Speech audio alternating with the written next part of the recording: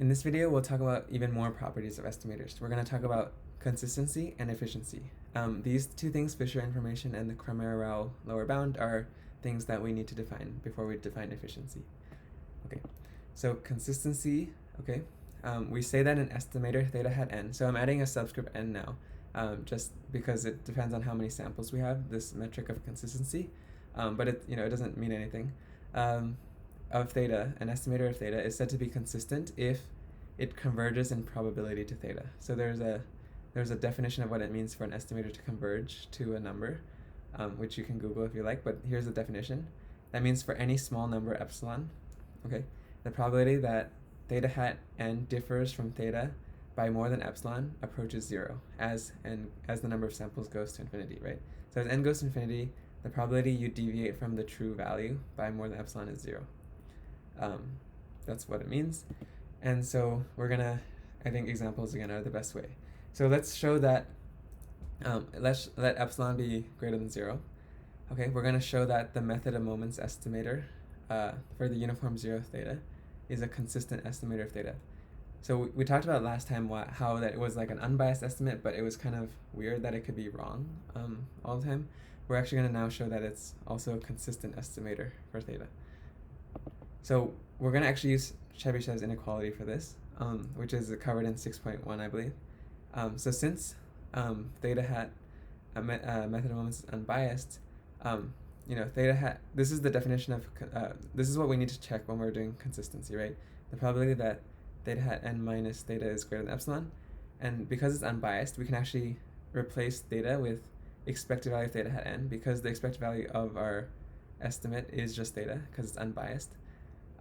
And now we can apply Chebyshev's inequality, which says the probability that a random variable differs by its mean by more than epsilon is less than the variance of that random variable over epsilon squared. And the variance of this thing, right? We can take out the 2 squared, right? That comes out of the variance, and we have the variance of the sample mean. Remember, the variance of a sample mean is always just sigma squared over n. Okay, so it's going to be sigma squared over n, right, the variance of one of them. And you can see that, so we have this, now we're going to take the limit, right? So we have this equation, which we're upper bounding here. And so actually this should be less than or equal to, sorry.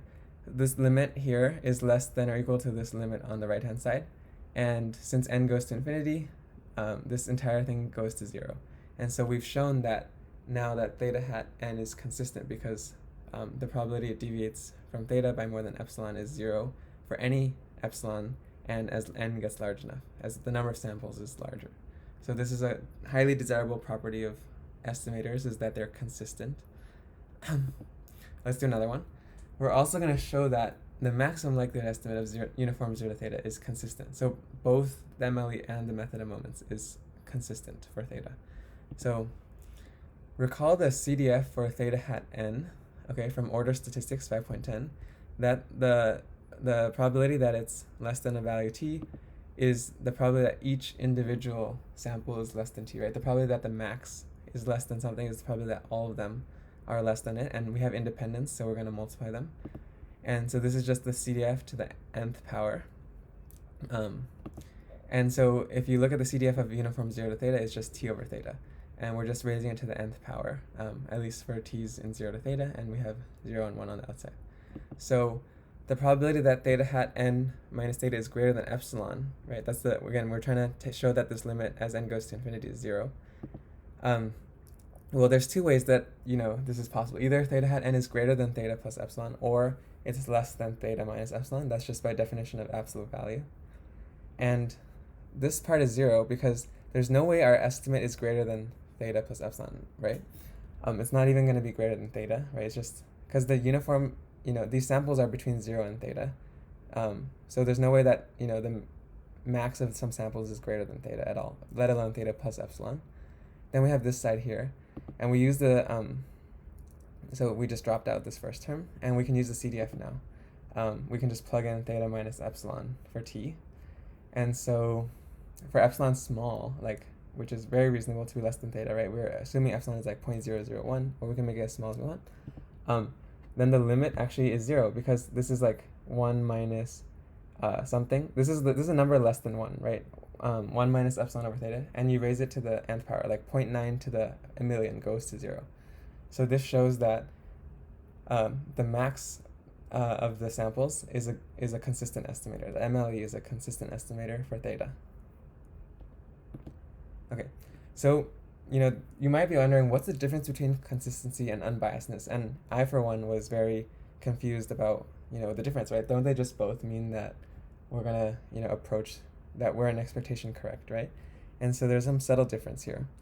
So for example, we had unbiased and consistent estimator was the method of moments estimate.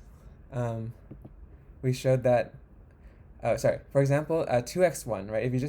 If you ignore all the samples and you just take the first one and times 2, it is unbiased, right? 2 times theta over 2 is unbiased, but it's not consistent, right? Our estimator doesn't get better and better because we're not using all n samples. We're kind of throwing them away.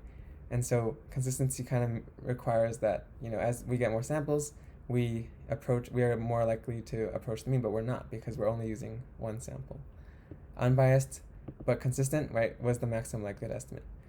And neither, just some random thing, okay? We just completely choose some random function that's neither unbiased or consistent. So this kind of shows the difference between the two. Okay, now we're going to talk about one more thing called efficiency, and we're going to define Fisher information. So let X be IID realizations from some PMF or PDF, okay? This is the same statement we always make. The Fisher information of a parameter theta is defined to be this thing, and it's really ugly, okay? Don't worry about what it means just yet, okay? Just remember that we define some information of theta to be this weird thing. It's a way of measuring the amount of information that an observable random variable x carries about unknown parameter theta, upon which the probability of x depends. So it's kind of a weird thing to mouthful, but you can pause here and process that a little bit. So that's the intuitive way to think about it, but there's no way I'm going to interpret the negative expected value of the second derivative of the log likelihood. Like, I'm not going to know what that means. Okay, then the Cramer-Rao lower bound says, again, this is the same statement at the beginning. If theta has unbiased, then the mean squared error, okay, which is just the variance, right, if it's unbiased, is always at least 1 over theta. So what this is saying is that for any estimator, for any unbiased estimator of theta, okay, the variance is at least this thing, okay? So we're actually showing like a lower bound for the variance of theta hat. Like, what is the least variance you can get for any unbiased estimator theta hat? It's just 1 over the information of theta. And so if we achieve this lower bound, if our variance of theta hat is exactly equal to this, then we have the best variance estimator. We have the minimum variance unbiased estimator for theta. So we're going to want to achieve this Cramer-Rao lower bound. We're going to compute our variance and compute 1 over I theta, and we're going to show that they're equal because, again, the variance is always going to be at least this quantity, and we want the best variance, we want the least variance, and the least variance we can get is this. And so we're going to define the efficiency of estimator depending on n samples. And we had to require that it's unbiased to define this thing, because this lower bound only holds for unbiased estimators. The efficiency is defined to be this weird thing, right? And this is kind of just this divided by that. And, it's always less than or equal to 1, right? Because if your variance is equal to 1 over the information, then your ratio is 1. And anything, different will give you, less efficiency. So you want like really high efficiency, right?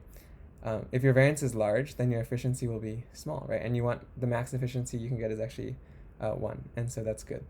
And that, again, happens when your variance is exactly equal to 1 over the Fisher information. Okay, and so an estimator is said to be efficient if the efficiency is 1, or equivalently that the variance of theta hat achieves this lower bound of the 1 over I theta. So we can just do an example. Let's show that the estimator of the sample mean for POISSON theta is efficient. So first, you have to check that it's unbiased. Otherwise, you can't use this definition. So it actually happens that the expected value of theta hat is theta. The variance of theta hat we need to compute, and we need to also compute 1 over I theta, right? And we need to show they're equal. So the variance of theta hat, right, is always just, the variance of a sample mean is just sigma squared over n, right? So the variance of xi over n. The variance of a Poisson theta is just theta, so that's why this is theta over n. Then we're going to try to compute that weird Fisher information. So remember, we take the second derivative of the log likelihood, and we did this actually earlier in a previous slide, so I'm just going to copy what it is here. Then we need to take the expected value of this. So we need to take the expected value of this thing, and it turns out, with some algebra, you get negative n over theta. And so our information, our Fisher information was the negative expected value of this. So just, flip the sign to get n over theta. And so finally, our efficiency is the inverse Fisher information over the variance, which is n over theta inverse over our variance theta over n, which is 1. And so we've shown that the efficiency is 1, meaning that our estimator is efficient. That means it has the best possible variance among all unbiased estimators of theta. And so that's, again, a really good property that we're going to want to have. We cannot possibly do better in terms of mean squared error because we have a bias of 0, and our variance is the lowest possible, remember, and our mean squared error is the variance plus bias squared. So there's no way that any estimator for lambda or for theta, for Poisson, the sample mean is the best in terms of efficiency, in terms of bias, mean squared error. And actually also happens to be consistent. So that's a lot of good things.